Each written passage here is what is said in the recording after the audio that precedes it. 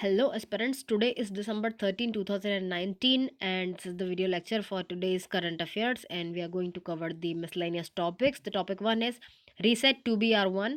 The second topic is C. Subramanya Bharti. Then USMC trade deal. Then Umang, that is Unified Mobile Application for New Age Governance. Then Rare Earth Elements. Then Nehru Liaquat Pact, then Delhi Dialogue 11, then the Arctic Council, and the last one is Voice over Wi Fi.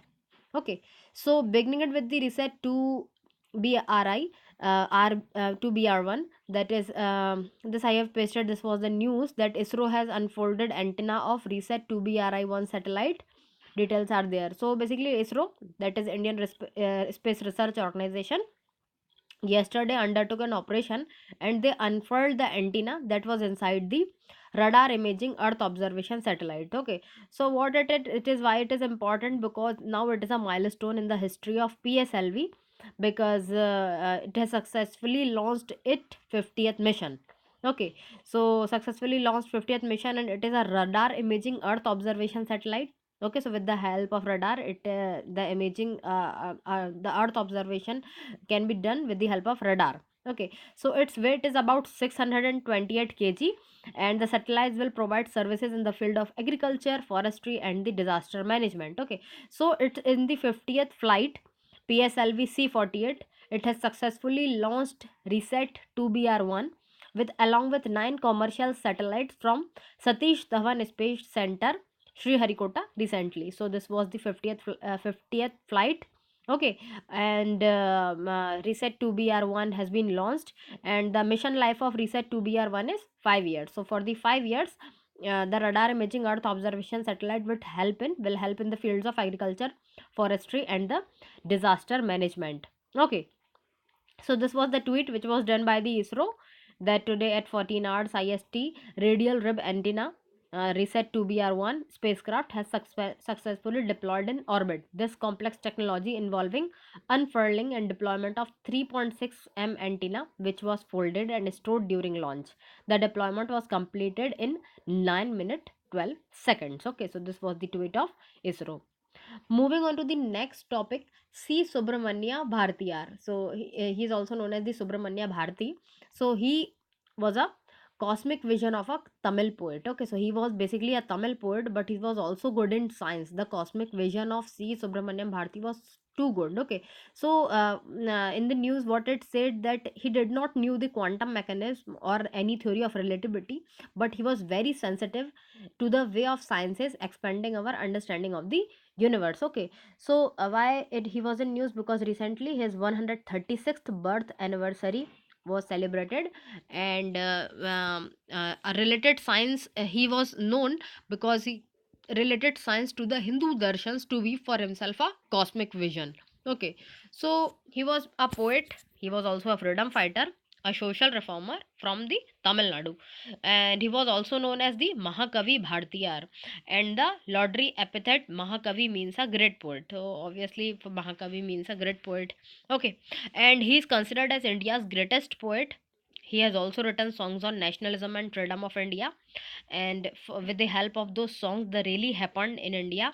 Indian independence movement in Tamil Nadu happened. Okay, and he used to take tea sold in shops which was run by Muslims. Okay, so he used to take tea, and along with his family members attended church on all festival occasions. So basically he was a kind of secular person too.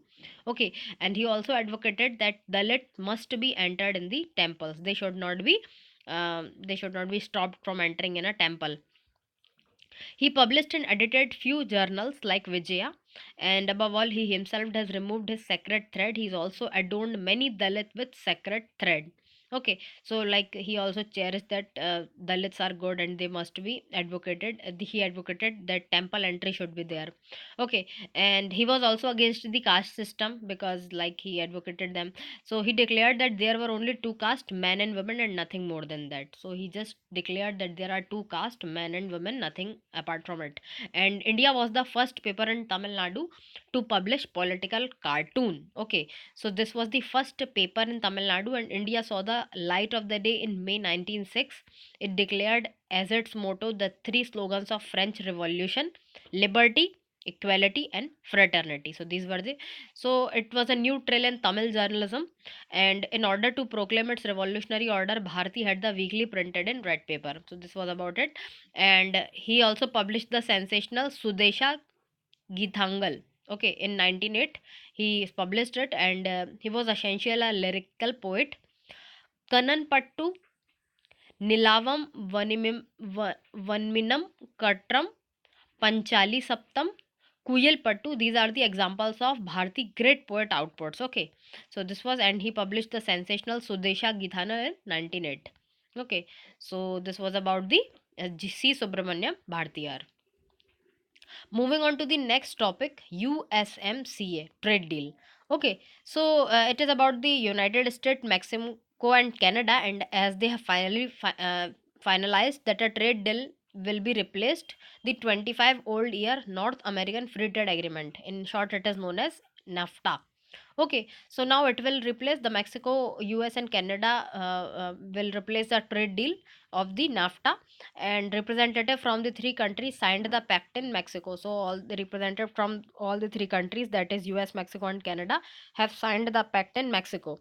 Okay, so what is the USMCA? So USMCA is the United States, Mexico, Canada agreement from the name of from these three countries, and it is considered to be a new NAFTA because it updates the trade agreement. So basically in the NAFTA will be replaced by this agreement, and it's a trade agreement that was signed for the US, Canada, and Mexico way back in 1994. So NAFTA spelled out all the rules for trade among the three North American nations. Now USMCA updates that agreement. So this will be the upgradation of the agreement, and it is expected to create some new jobs. New jobs will be created with this trade deal, with this agreement, and it will strengthen the rules and engagement for doing business across the border, and it also boosts intellectual property protection for creators and business, especially for the digital products. Then there is the Umang. Another topic is Umang, Unified Mobile Application for New Age Governance. Okay, so it is here. It is the Umang application is there, and the mobile phone, and it is developed by the Ministry of Electronics and the Information Technology, METI, and National E-Governance Division have also helped in to drive mobile governance in India. Okay, so there are so many applications in one platform, unified it is, and so many applications will be there, and it will be the simply documentation for export and import through digitization. Department of Revenue is there, CBIC have taken several initiatives, like, so these are the initiatives which had been taken by this Umang, in the Umang. Okay, so what is this? One is Swift is the single window interface for trade. So there will be the single window for the trade. Then adoption of digital signature are there in this. Then 24/7 custom clearance is there in the Umang app for facilitating billings of entry and factory stuffed containers. Then import data processing and management system is there, which was jointly launched by the RBI in order to facilitate efficient data processing. Then e-sanchit is there in this, and then two new IT modules, that is ease of doing business monitoring dashboard, and the Athithi app for electronic filing by passengers for baggage is also there in the Umang app. Okay, then PCI 1X, which is a platform for port related process developed by Indian Ports Association. Okay, so this is about the port. So it is basically for the trade. Okay, so new age governance is there in the Umang application. Moving on to the next topic, rare earth elements. Okay, so why we are discussing it? Because the US Army is going to spend soon in the rare earth processing plant for defense needs. Okay, so then there will be the boost in the domestic supply of rare earth metals for the production of defense equipment. So with the help of rare earth elements, defense equipments will be made. Production of defense equipments will be there, and it is planning to invest in rare earth processing capabilities. Okay, so it is looking to fund the construction of a plant that will process rare earth, Reuters reported, citing a government document. So this news is by the Reuters. Okay, so what it is also saying that this move is successful, and it will be the first investment. This will be the first investment in the rare earth elements in US armed force in more than 70 years. So till now it has not been done. Okay, so what it is, so United States Army have planned the fund construction of rare processing facility, and the decision comes after China threatened to stop exporting rare earth metals to the US. Okay, so this was decision when China threatened the United States that it will stop the export of rare earth metals to United States. Okay, so rare earth elements are a group of 17 chemical elements that occur together in the periodic table. So the lanthanide and the actinides. Okay, these are the rare earth elements. So the group consists of yttrium and the 15 lanthanides element that are lanthanum, cerium, praseodymium, neodymium, promethium, samarium, europium, gadolinium, terbium, dysprosium, holmium, erbium, thulium, ytterbium, and the lutetium.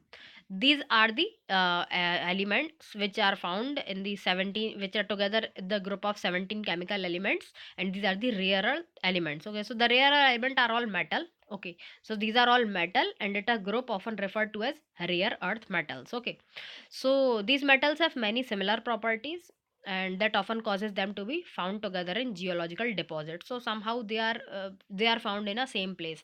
Okay, and they are also referred to as rare earth oxides because many of them are typically sold as oxide compounds. Okay, so this was about the rare earth element, and why was in news because US Army is planning to construct the to have the production of the weapons with the help of rare earth metals.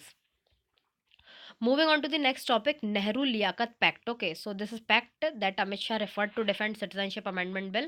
So basically, it is to defend the.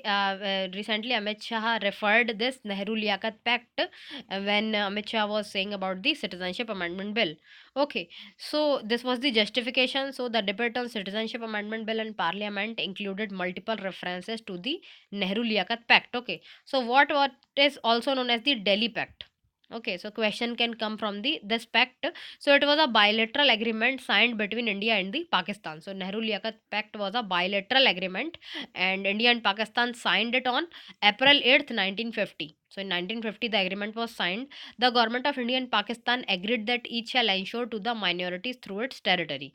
Okay, so this was about the agreement. So now what it says, so the agreement said that complete equality of citizenship irrespective of religion, then a full sense of security in respect of life, culture, property, and the personal honor.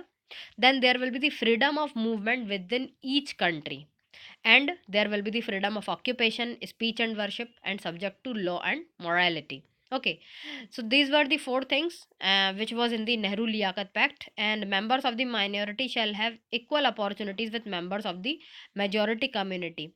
Okay, so there are, if there are minorities, they have the equal opportunity with the majority community, so they can participate in public life of their country, and they can also hold political or the offices to serve their countries. And even the country's civil and armed force, entry in the civil and armed force will also be alike the majority community. Okay, so both government declared these rights to be fundamental and undertaken to enforce them effectively. So this was about the Nehru Liaquat Pact. Moving on to the next topic, Delhi Dialogue 11. Okay, so this is the Delhi Dialogue 11, and this is the news by the Ministry of External Affairs. Okay, so External Affairs Ministry, it is hosting the 6th Indian Ocean Dialogue and also the Delhi Dialogue 11, which is happening in the Pravasiya Bharatiya Kendra in New Delhi. Okay, so this is for the first time two dialogues will be held together on the similar Indo-Pacific themes. Okay, so keep this in mind that the sixth Indian Ocean Dialogue as well as the Delhi Dialogue 11 both is based on the theme of Indo-Pacific.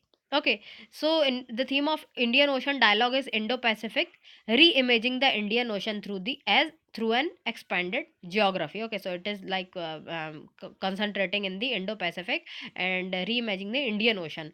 So Delhi Dialogue will start tomorrow evening. That means from today's evening it will be started. The theme for this year Delhi Dialogue is Advanced Partnership in Indo-Pacific. Okay, so for the Indian Ocean Dialogue, the theme is reimagining the Indian Ocean, and the for the Delhi Dialogue 11, it is the Advancing Partnership in Indo-Pacific, and is being organized with the assistance of Research and Information System for Developing Countries. So this is helping it. Then what is the Ministry of External Affairs will host this, and this is about it. And Delhi Dialogue, it is an annual event. Okay, and to discuss the politico security, economic, and socio cultural engagement that will be between the Indian and the ASEAN. Okay, so we have also already discussed advancing partnership in Indo-Pacific is the theme, and Ministry of External Affairs will organize it in partnership with the RIS. Okay, moving on to the next topic, the Arctic Council. Okay, so there are so many multiple dimensions regarding this news, the Arctic Council. So first is the end of the Arctic Council or the Arctic governance. Okay, so is it like going to end? Then there is another aspect, that is Arctic Council has created new expert group on nuclear emergency. So now there is a nuclear emergency, says Arctic Council. And the third is Arctic Council highlights Arctic Ocean acidification at UN climate talks. Okay, so they have highlighted the Arctic Ocean acidification. Okay, so that maritime environment and animals are in the danger, as says by the ICC's Lisa Cooper. Okay, so this was about the Arctic Council. Now, what is the news? So, Arctic Council basically it's a high level intergovernmental body, and it was set up in 1996 by the Ottawa Declaration. So in the by the result of the Ottawa Declaration in 1996, the Arctic Council was established. Okay, so why it was established? It is to promote the cooperation, coordination, and interaction among the Arctic states with the indigenous communities and other Arctic inhabitants. Okay, so the council has the eight circumpolar countries. There are the eight circumpolar countries in the council, that are Norway, Sweden, Finland, Iceland, Denmark. Then there are the Greenland and Faroe Island. Then Canada, US, and Russia. These are the members state. Okay, so this was about the Arctic Council. So it is mandated to protect the Arctic environment now, because of the too much acidification of the Arctic Ocean and the Arctic environment. The talk was there, and the economics will be promoted, and the social and cultural well-being on the indigenous peoples were is there in the council. Okay, so what is the observer status? So observer status in the Arctic Council is open to non-Arctic states. Okay, so non-governmental organization, non-littoral state, as well as to intergovernmental and interparliamentary organization. So this is the reason that this was in news, because the main thing about the Arctic Council is like is the problem related to the environment, that Arctic Ocean acidification at UN climate. They discussed it in the UN climate. So now it is important that environment should be there should be in the some the Arctic Council have to prepare themselves to combat the problem of the climate change in that particular area. So Norway, Sweden, Finland, Iceland, Denmark have to uh, make some measures to in order to combat that climate change in that particular area. Then there is some more, that the Arctic Sea Greenland ice melting 7 times faster. So this is the reason what it is happening now in the climate change. These are the things which are happening. So Greenland ice sheet melting 7 times. Just search it in Google. What are the conditions of the Greenland? You will see that all the icy part have turned into the black land. Okay, so it is literally melting so fast. Okay, so Greenland ice sheets melting 7 times faster in 1990s, according to the data which was given by the IPCC, that is Intergovernmental Panel on Climate Change. Okay, that means sea level rises are likely to reach 67 centimeter by 2100. That means about 7 centimeter more than the IPCC's main prediction. So this is the condition. IPCC predicted that it will be reach 60 centimeter, but then it is saying, it is predictions are it will be raised about 7 centimeters. Okay, so it is quite problematic, and it will put 400 million people at risk of flooding every year. Okay, so this is something alarming, and instead of the 360 million predicted by the IPCC, that means 40 million people's more than the prediction. So, with six new countries inducted as observer in May 2013, the Arctic Council currently has the 12 observers. So, they are having 12 observers. India was re-elected as an observer to the Arctic Council at Rovaniemi, Finland in May 2019. So this year only India was re-elected as an observer. So 13 other intergovernmental and interparliamentary organizations like the UN Environment Program, UN Development Program, and 12 other NGOs also enjoys as the observer status. So this is an alarming conditions which is somehow creating problems for the Arctic Council, that anyway or anyhow they have to combat that problem of the climate change. Okay, Then another topic is, or the last topic is, voice over Wi-Fi. Okay, so this is the news about Airtel, that Airtel takes on Reliance Jio in voice call over Wi-Fi with voice Wi-Fi launch. Okay, so voice over Wi-Fi launch is there. Airtel will be rolling out the feature by the end of this year. The feature will be released, and then Reliance is also looking to launch it. The feature will improve voice quality in densely populated areas or in dead zones. Okay, so then Bharti Airtel, it has introduced the voice over Wi-Fi. This is for the first time happening in India, and the calling claims to enhance indoor voice quality. It will enhance the indoor voice quality experience for the smartphone customers. Okay, so at the moment the service is limited to Delhi NCR users with compatible devices. As of now, only the Delhi NCR customers are going to use it, and Wi-Fi calling is aimed especially for areas where cellular networks are not as strong. Okay, so this is for the area where cellular calling is not that much strong, as it uses the high speed internet connections. Okay, so it is available via broadband to make and receive high definition voice calls. So user don't have to pay extra for these calls, as it is a Wi-Fi network.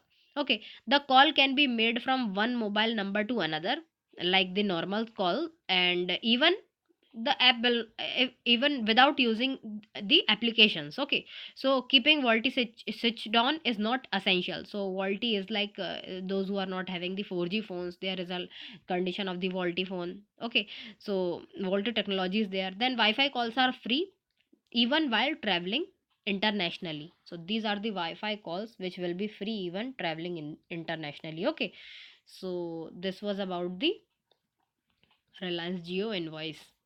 Okay, guys, so this was today's lecture. Thanks for watching.